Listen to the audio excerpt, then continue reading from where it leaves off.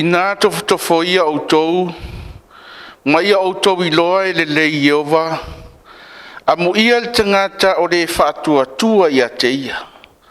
O outou nao na tangata pa ia outou matatau ia Iova, a wā e le ai se mea e mativa ai e ua matatau ia te ia. A vea upu o le afionga ne atua, e whai ma upu whaatalofa. O te whaatalofa tuai,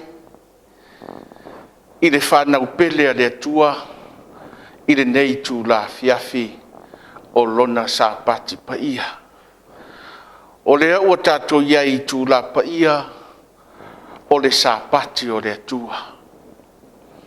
O te fia lea o te Faafeiloaiga ma o whaatalofa atu.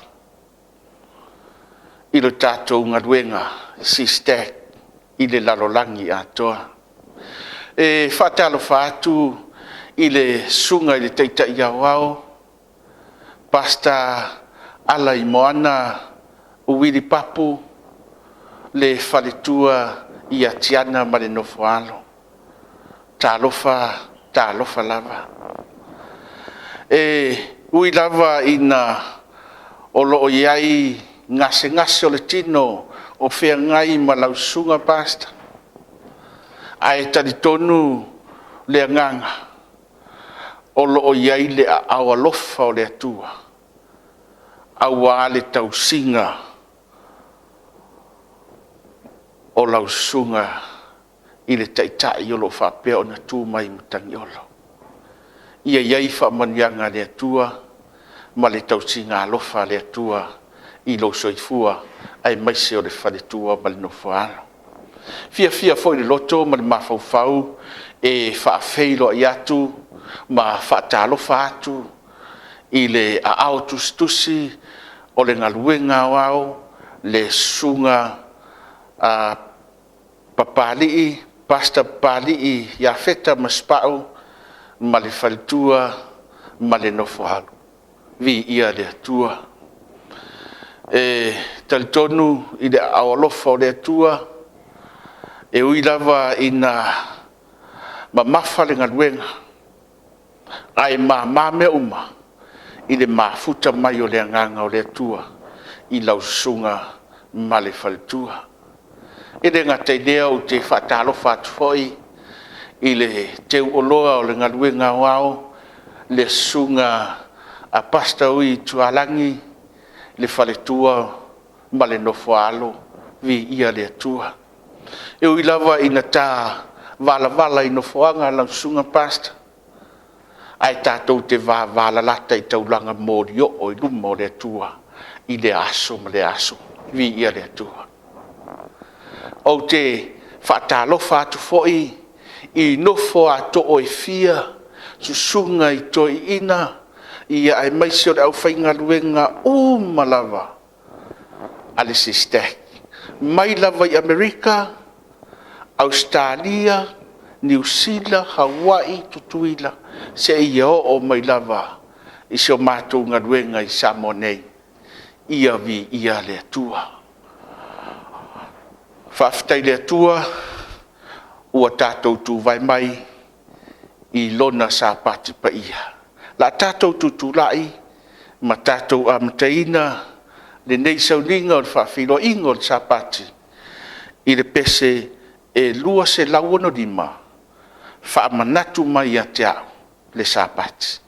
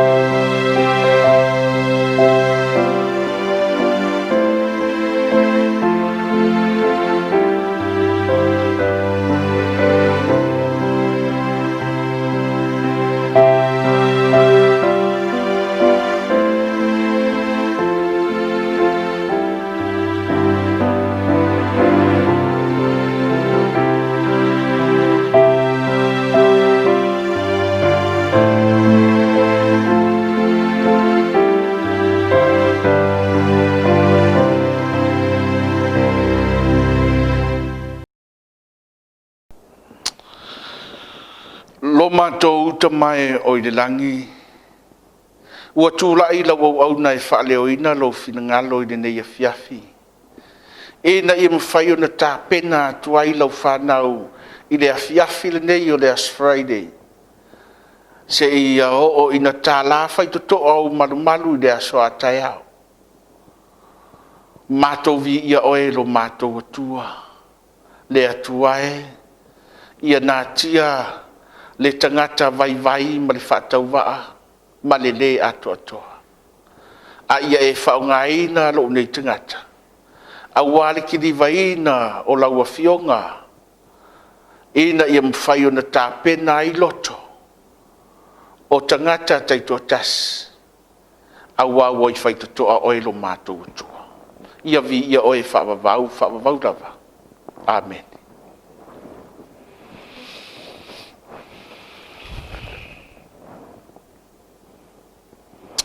Ole tātou mau au tū le a fiafine. Tusio e sakielu e lua sifuru manlua a olona whai upu e tōru sifuru. Na au sa ili ia te ilatou se tangata na te atia e ina le pā ma tū i le mea o le petia i o luma mo le nuu. Ina ia o le wha umatia ai o te le i maua lava i la tau.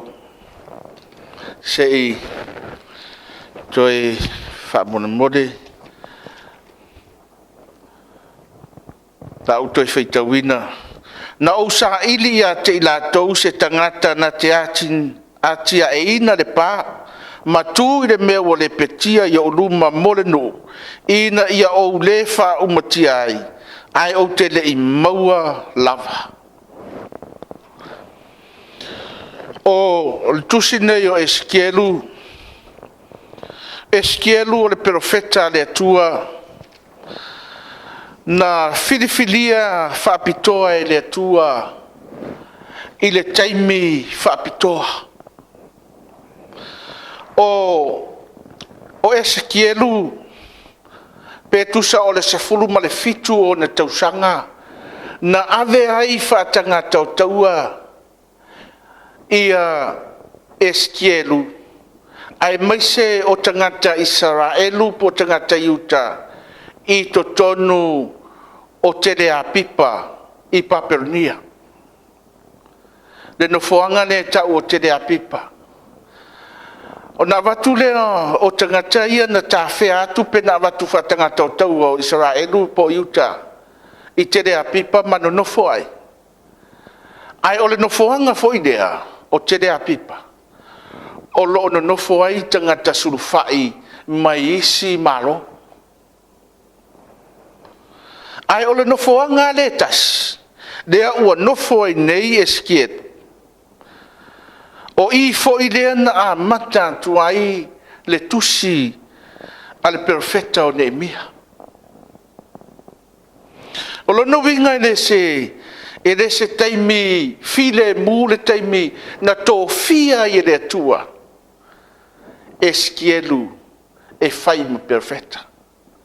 E fa penale nei taimi o tato iai. E le faingo fie. Ua tatou wola nei I se vaenga ma ale o le soifuanga ua tātou wola e. Ai se a. Ua a mata o na whaamamalu le asusā I Samoa. E iai le pili whaofi e le malo o lo whaofi mai. E ala I le whaavai o Samoa e toi ilo le whaavai o Samoa. O le isi pili whaofi mai e le malo. Ia na o le 5 suafa matai po o sa o ainga. Ioi. E tolu mea na whaofi mai unga lo iau lisi mea. Ai o le vaenga le tulu matai. O le whaavai o Samoa e toi ilo. E whetau ia le vevesi o le atunuu mangungulu le atunuu o Samoa I le pili tau whaofi lea. E toi ilo whaavai o Samoa. Awa o Samoa e whaavai le atua. E vevesi la le palemene po le atunuu I le pili lea. Ai o le taimi lea na ave hai le whiau o le atua I lunga o le TV. Ioi. Ua oe. O pisinisi I Samoa. Se I vanganata ma I pisinisi o lai tatala I le tolu I le afiafi o le sanga I atu le ono po le fitu. Ia po o le sefulu fo ia ngai sfutasi. Ioi. A o le tele o ngaluenga I totonu o le taulanga. O fale o loa te tele I le asosa e o le whareia ua tapuni. O lea la tato iai I le taimi whaingata. Ai whai mai le tusi o eskeru. Na o sa eli ia te I latou se tangata na te atia e ina le pā. Ua oe, o le pā o tu la fono le atua. Tu la fono le atua. O lo o pui pui e il whanau o le atua. Ai ai le vaenga o le tu la fono. Ua soli e satani. Ua le peti e tangata. O le ale vaenga lea. Ia e mantua le aso Sapati. Le Sapati o le atua. Ua olo palaina. Ai mana o le atua I tai aulun. I le afiafi le nei. Mana o I se tangata. E tu e toe whau ma toe ati nai. Le vaenga o le pāu solo. I le tusio e soto. E tolu vaenga te tele na whaia I le atua. I le Sapati. Le vaenga mua. E soto le luas fulu al whai upu e valu se ia o I le whai upu e sfumatas. Whai mai na malo lo ai le atua.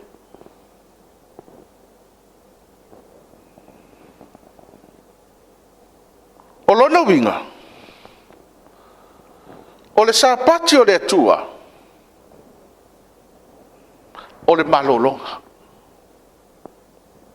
O le Sapati o le atua. O le malolonga. O le Sapati o le atua. O le aso pa ia Iova. Ioi. E pa ia. Aisea. E pa ia le aso lea. Le aso Sapati. Ona e pa ia Iova lea tātou te au na iai. Holy day. Wala ona avea le aso fitu ma Sapati. Awa o le aso tonu lea. Na malo lo hai le atua. Lona lua. Na Faamanuia I ai le atua. I le aso fitu. Aso mua, aso lua, aso tolu, aso fa, aso 5, aso ono. E lei Faamanuia I ai le atua. Pe lei malolo ai le atua. Ai paua leo le aso. E le ngata ina malolo ai le atua. Ai na Faamanuia I ai le atua. Faasae le atua na whaisenga luenga. Woi. A o ina tātou whaamaoni e tausin Sapati o le atua e whaamanuia le atua ia oe e whaamanuia o amanuia whai mai tusi o Isaia di ma vandu whai upasu tolu sufa Mau so taimi faitau. Nai au mai ai na, fai mai fatia tie o Yehova I mea mawalulunga. Ioi. E le ngata ina fatia tie o Yehova I mea mawalulunga. Ai fai mai fafanga ia te o le tofi o Yakopo. Stala fataitai. I le taimina o whaingaruenga ai, whapopo o tala, o whaingaruenga le hela pi Samoa, I waitele. A watu le palai, tasit wa yaso, na whaingaruenga I le mo me taua o le a foi o le pi supo, I a pole vaenga le o le peki. Tasit wa yaso. Ai toi sau I le pule, palangi ngo ya mak fai mai ya tia o le la sui le me o tia lu yai o le la avea o le me e yai de povi masima o tenga lu yai e uman vai asoletas ai toi fatu langa le finga ruenga toi fai fono fa pe mai le pule ia tia o le la o va ia pe la o tai I le vaenga lea e iei le povi masima. O lo peila sa amata mai ei. Te mina o le au leipa e amata I le tālato. Fai mai whamtalanga le pule nei. Le tāladima lea sa e amatai. O lea la asui lo tūlanga la e vai el povi. O le a fatala lau reit. Fata lai de tula. Boy. Sa o tau sial sa patio de tua. E o lo le asfarede umala o temi whaingaruenga a o whai atu le o whaingaruenga mai da tō lo te ia lai lunga tua o la walu ona o le sa patio de tua. La Faafeiloaiga Sapati de tua. O walu le. Ai o whai tau atu I le tusi do Isaia. Fai mai e whaati e ti e le atua le tangata I mea maururunga. E whawhanga le tofi o Yakopo. Oe, e le pepelo la upo le fionga le atua. A o ina tātou whamaoni e tausin Sapati o le atua. E whamanuia le atua ia oe malo wainga. O le tofi o Yakopo, e le ngata o manuia I le soifuanga nei. Ai o le langi ma le o lai whavau. E whamanuia I le atua. Ia te oe. Fe mai lor vaenga lon tonu. E le ngata na malolo I le atua. Whamanuia le atua. E fe mai vaenga lon tonu. Ma na whaasaina. Whaasaina whaiei singa luenga. Mai so ame. Whaasana whai eise ngā luenga. Lona winga. Ia mapu, ia ngā luenga whaatino I le aso lea po Sapati. E malolo ai le manawa le ele. E le toi tu ia. Mai so ame. O le Sapati o le tua. E whai eisa uninga pa ia. O le Sapati o le atua, e wai atuai le loto le tangata I le atua. O le Sapati o le atua, e le to e whai ai au lava amio. Ai no fula mai mawhauwhau, I le teimi o atamu ma Eva, o lana whanau, ma whanau o lana whanau, se ia o I le tupulanga amuri. Woi. Tausi mai a i le fuafuanga le Sapati. Se ia o maia I le taiminei, I o I le langi. Lo tātou tausi le Sapati o le atua. Fai mai tusi o mareko e lua fai upo e lua sifun matfitu. Ma le lua sifun matwanu. Ua whaia le Sapati mo tangata. A ua le whaia le tangata mo le Sapati. O le neila, o le atali o le tangata. O le li lava leo le Sapati. O le Sapati mo tangata. Elena o Yuteia, ato ai manu ese. Sapati mo tangata. Pea e sueina i de ngangana Faapitoa le o mai ai le humankind. Tangata. A whaila e tau sia tangata i Uteia le Sapati ai ala tātou. Ia tātou la le tau sia Sapati ai ala tangata le tau sia le sa. Ni tangata po nia. Oe, ua whaia le Sapati mo tangata. Mai dole vaenga lo na lua le whea. O Yesu na tausia le Sabbath. O Yesu na ia tausia le Sabbath. Le mail tu se o luka e whawhai upe sumare ono. O le maasani a Yesu. O le urufale le sunako i le aso Sabbath. O tu foi o iei lunga mwhaitau. Ai no fo la mai mafau mai la vai e tena de fega inga tuai o patriarca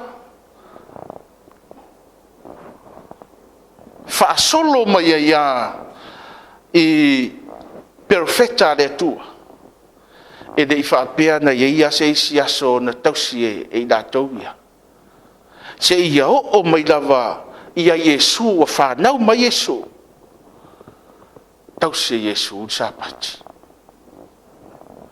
E peio na ufai atu. Fa peio on tatu tau sia Sabati i le lalo langi nei. E fa pea foi on tatu tau sia le Sabati i le langi ma de ola e fa vau.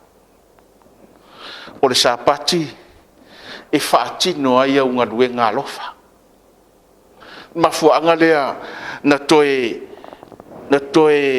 a fio mai a Yesu ma toi whaasao o le tau singa o le Sapati tangata Iuteia. Ona ua tele ma tele tu la fono tangata Iuteia i le tau singa o le Sapati. Ma ua avea i le Sapati o se avenga i tangata. Ai le ai. Sapati o le atua. E whaatino ai au ngalue ngalofa, o au ngalue ngalofa. A e alu atu whapea ua e alu Sapati. La vea le ta vale, oi mai tangata, o lau ngalue ngalofa, o lau alu e avel tangata e whaola. Avel tangata e whanma. Ameni. He mai tusio e Peru, e fa alo na fai upu e fa se yo o reiva. Ma o sau teimi fai tau. Ua avea le malolonga o Sapati. Ma atau le malolonga wharelangi.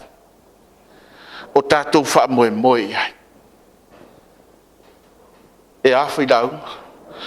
Ua avea le malolonga o le Sapati. Le au mai tusio e perifarea. Ma ua fai maata o le malolonga wharelangi. Ti o fai maile tu si foi leo i saia e ono fai upe luas fulmatotu. O lea masina fatoa vaia ma lea masina fatoa vaia o lea Sapati ma lea Sapati. Fai maia. E o mai ei tangata umalava. E ifo mai o luma. Ua feta lai mai ei deri. Uoe, o le Sapati o le maa Faamanatu o le foafoanga. O le Sapati o le maa Faamanatu e Faamanatu ai. Ngā luenga le atua na ia whaia i lunga o le pānetane. O te mantua se tasi o whaiwhi au a o mātou lolotu i si usenga i konfenis. O le whewhi au lea e ngoa ia le lei maisa. Le au a plestene nei de konfenis. Whai mai whamtalanga a le au au na rea. A o iei to tono Papua New Guinea. O lo nga lue ai. Ai o le Sapati. E iei tangata lātou te tua oi, e lelo lotu. E fo i mai la wa uma mai Sapati, e sau, wa le isa na ulo. O lana ulo se i tulou le Sapati o le atua e nga osi ai ana me tau mafa. Awa le ai, wa ave ana tua oi. Awan tua oi e len tangata lotu. Na watu le au maila na ulo. Whamutala le alwhiwhi au nei, i se tasi o Sapati. Wa uma mai fwoi lotu. Ai saun tangata lea na ia avea ala na ulo. Whai mai eile me utupu. Whamatala le tangata lea i le lotu whai mai. Pasta na usau ave lau ulo. Tangata Papua New Guinea nea. Whai eila ume ai. Ai ua au te i ida ngana mai o le ulo mwhai mai. E le tafua o le Sapati. E tu mai ala ma taofi pea e lo mawhauwhau. Le tala po le saunoanga a le pastane. Ma o iloa ai. O le Sapati o le atua. E le whaia i se ngaluenga. O le Sapati o le atua. E le whaia i se ngaluenga. Ai woe. Le whanau o le atua. Tatou whaamalolosi. Tatou loto tele. E lua whai ngā taulanga. A pelu makaino.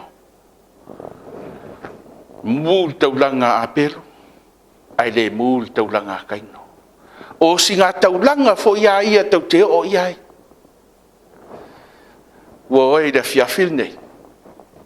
Whanau o le atua. O loo mai moa whaafonga mai le nei fiafi. Tu mau i leli. Tātou tu mau i leli. E ala le tātou ola whatua tua. O a whawhita auri e o mai. Tātou tu ma tātou au mo le tua. E tausi le Sapati o le tua. Tātou whamaoni le tau singo le Sapati o le tua. Ia aua nei malo au le fili. Ai ai nisi o tau whaavai tu tono ringa ruenga le tua, SISDAC. Tātou whaamaloros. O lau ta talo i le tua. Taimi uma maofu. Tauina i le tua lo manaonga. Ia o mai le oti. Tu ina atu lo tino le ele. O lo o tausia pea lo Sapati. Ia whaamanuia le tua. Ile nei a fiafi. Awa le Sapati o le tua ua o mai. Lo mātou ta mai o le langi. Vi ia oe lo mātou atua lau a fionga. U whapea na ea o mai. O lo e sa ili mai. I se tangata e mawhai. O na toe ati na ea le pā. Le vaenga o le pā ua solo. Ai o te whapea atu. O a o le nei. Au wina atua. Ia ia au whaamanuanga i lunga o lau whanau. Ia o lo whapea o na taitai le ngaluenga wao. Se ia o lava i se taravau po se tamaititi. Whaamanuia ia te ilatou. E iai fo inisi e le mwhai o na lātou tausia le Sapati. Ia whapea o na iai le awalofa o le atua. Ma whaamamalama i le atua i lo finangalo. Le tāua o lona Sapati. Ia vi ia oe whaavavau lava. Amen.